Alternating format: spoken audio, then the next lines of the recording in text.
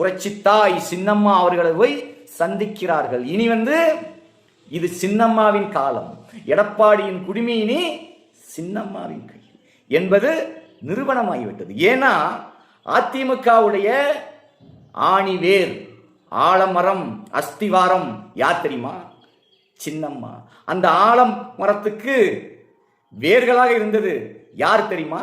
முக்குளத்தோர் சமுதாயம். அந்த முக்குளத்தோர் சமுதாயத்தின் உடைய வேர்களோட ஆலமரத்தை சாய்க்கணும் அப்படி என்று எண்ணியவர் தான் இந்த எடப்பாடி பழனிசாமி. இன்னைக்கு அவரு நடுவூர் ரோட்டில் முச்சந்தியில நிற்பதற்கு காரணம் இதுதான், வேற எதுவுமே இல்லை.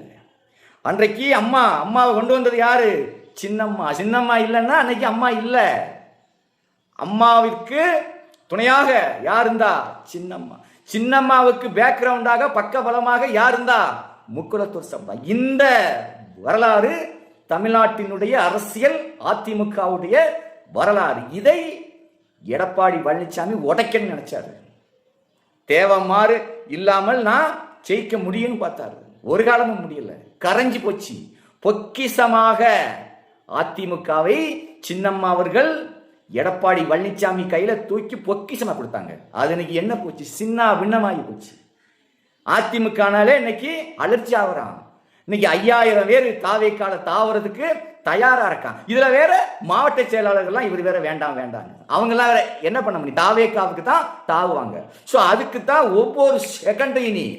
ஒவ்வொரு செகண்டும் காலதாமதம் ஆக ஆக ஆக அதிமுக கரைஞ்சி போயிடும். எல்லாரும் தாவேக்காவுக்கு தாவிடுவோம். அதுக்கு தான் இன்னைக்கு சி.வி. சண்முகம் அவர்களும், எஸ்.பி. வேலுமணி அவர்களும், விஜய் பாஸ்கர் இன்னும் போன்ற எல்லாரும் சேர்ந்து தாயை போய் பார்க்குறாங்க. ஏன்னா அந்த தாய் தான் எல்லாருக்கும் இன்னைக்கு கோயில்.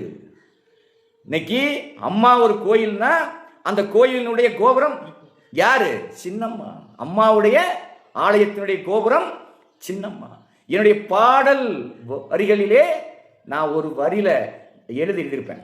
அம்மா என்னும் ஆலயத்தின் கோபுரம் நீங்க, அந்த கோபுரத்தின் தூண்களாக என்றுமே நாங்க அப்படின்னு நான் என்னுடைய பாடல் வரிகளிலே எழுதியிருப்பேன். அதே மாதிரிதான் இன்னைக்கு போய் தாயை போய் பார்க்க போறாங்க.